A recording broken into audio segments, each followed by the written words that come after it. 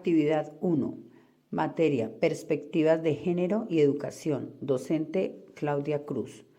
Exposición sobre los aspectos relevantes de la perspectiva de género. ¿Qué es la perspectiva de género? De acuerdo con la Ley General para la Igualdad entre Mujeres y Hombres, la perspectiva de género se refiere a la metodología y los mecanismos que permiten identificar, cuestionar y valorar la discriminación, desigualdad y exclusión de las mujeres, que se pretende justificar con base en las diferencias biológicas entre mujeres y hombres, así como las acciones que deben emprenderse para actuar sobre los factores de género y crear las condiciones de cambio que permitan avanzar en la construcción de la igualdad de género. ¿Para qué sirve la perspectiva de género? Mirar o analizar alguna situación desde la perspectiva de género permite entender que la vida de mujeres y hombres puede modificarse en la medida en que no está naturalmente determinada. Esta perspectiva ayuda a comprender más profundamente tanto la vida de las mujeres como la de los hombres y las relaciones que se dan entre ambos. Este enfoque cuestiona los estereotipos con que somos educados y abre la posibilidad de elaborar nuevos contenidos de socialización y relación entre los seres humanos. Construcciones históricas que conllevaron al abordaje de la perspectiva de género. Según el Centro de Memoria Histórica se pueden identificar 4 hitos. Primero, el punto de partida. Democracias modernas e indisolubilidad de las discriminaciones y las violencias contra las mujeres. Para comprender las razones que inspiraron este informe es necesario remontarse en la historia y reconstruir el momento fundacional de las democracias modernas. Es en esos orígenes relativamente recientes donde se expresan de manera más clara las discriminaciones y las violencias de que fueron objeto específico a las mujeres. Comprender esas discriminaciones y la especificidad de esas violencias es importante porque ellas aún se prolongan y dejan su sello en la actualidad colombiana. En particular en la guerra son, si se quiere, su contexto y porque estas páginas justamente pretenden ayudar a quebrar lo que aún resta de ellas. Desde la comprensión de las fuentes de las discriminaciones actuales es que esta sección se centra en elaborar una narrativa que haga inteligible la manera como las revoluciones democráticas modernas ubicaron a las mujeres en un lugar específico, el de las ciudadanas pacíficas y dependientes que las hizo objeto de subordinación, violencias y discriminaciones políticas, económicas y culturales particulares.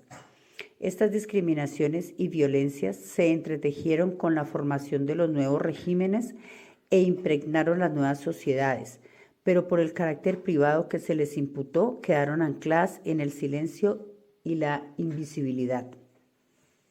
Segundo, mujeres que hacen historia. Las luchas por la reinterpretación de la violencia y la discriminación de género.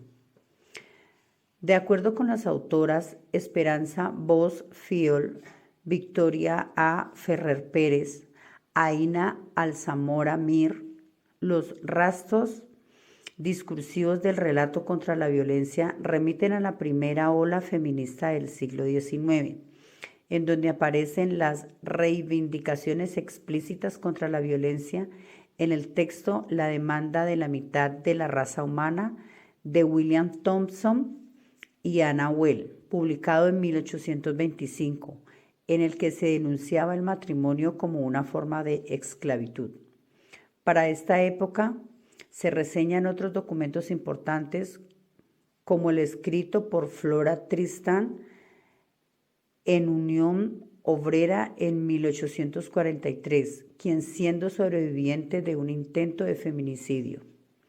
Tercero, de la historia a la reconstrucción de la memoria histórica desde las mujeres. Para comprender por qué este esfuerzo se enmarca en la lucha por la conquista de una ciudadanía plena para las mujeres, en un primer punto se expone cómo la historia, sobre todo aquella que relata las épicas de las nacientes naciones en el siglo XIX, representó generalmente a las mujeres en papeles que reforzaban los mecanismos de la discriminación de género, Por ejemplo, existen relaciones de subordinación y por tanto asimetrías de poder entre los géneros, entre las generaciones, entre las distintas etnias y razas y en ciertas sociedades, entre comunidades con distintas filiaciones religiosas o políticas. Estas relaciones, por lo demás, no se deducen de las subordinaciones de clase, ancladas en la distribución desigual en el campo económico. Cuarto, una estrategia concreta de investigación. El caso emblemático en clave de género. La violencia sexual se ha señalado que al esforzarse por visibilizar los crímenes específicos cometidos sobre cuerpos femeninos asociados fundamentalmente con la violencia sexual, el trabajo de reconstrucción de memoria histórica puede generar, sin proponérselo, una fijación de un nuevo estereotipo de las mujeres en la guerra. Este estereotipo se condensa en la imagen de la víctima pasiva, sin agencia y sin capacidad creativa, ser despojado de acción, que por esa misma razón se convierte en un sujeto apolítico y resignado, que relata en primer plano los eventos relacionados con la violencia sexual, porque son ellos los que te otorgan visibilidad en un formato ya establecido y que en muchos casos le permiten acceder a alguna forma de reparación redistributiva. La educación y la perspectiva de género. La escuela y la familia son importantes agentes de socialización para los educandos y la sociedad. Ambos tienen el encargo social de educar en la cultura de la paz y en la igualdad entre los géneros, construyendo conjuntamente valores y patrones no sexistas en las personas.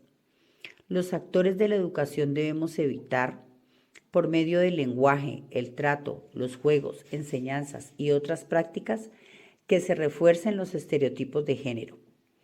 Para la construcción social con perspectiva de género, Camacho, 1998, señala que hombres y mujeres somos diferentes, pero no por ellos superiores o inferiores. Respetar esas diferencias y las opiniones divergentes y enriquecernos en ellas significa ser abiertos a la diversidad. Coincido con el criterio de la autora. La diferencia no implica que seamos inferiores o superiores, desiguales como menciona claramente. La desigualdad está en el hecho de que no se respeten esas diferencias. Por otra parte, la escuela es el agente más importante en la formación integral de la personalidad del individuo. Debe ser el espacio fundamental para la educación en igualdad de género y de esa manera corregir cualquier tipo de inequidad social. Garantizar la equidad y eliminar las desigualdades educativas no implica simplemente un crecimiento exponencial del sistema educativo nacional. En otras palabras, lograr la equidad de género no solo significa incorporar a más niñas, adolescentes y mujeres adultas en los distintos niveles educativos, sino erradicar todas las formas de manifestación de sexismo en los procesos educativos. Marina Subirats y Cristina Brulet, 1992. Conclusión. La educación con perspectiva de género implica la formación de la nueva personalidad del individuo sobre la base de la equidad entre los sexos, buscando alternativas que le permitan acceder de manera igualitaria a los servicios que brinda el sistema educativo, que gradualmente se transforma y sin discriminación. En el mismo sentido, es importante la constitución de identidades sexuales y de género de los educandos, así como el establecimiento de bases sólidas de una convivencia armónica, de respeto y tolerancia a la diversidad.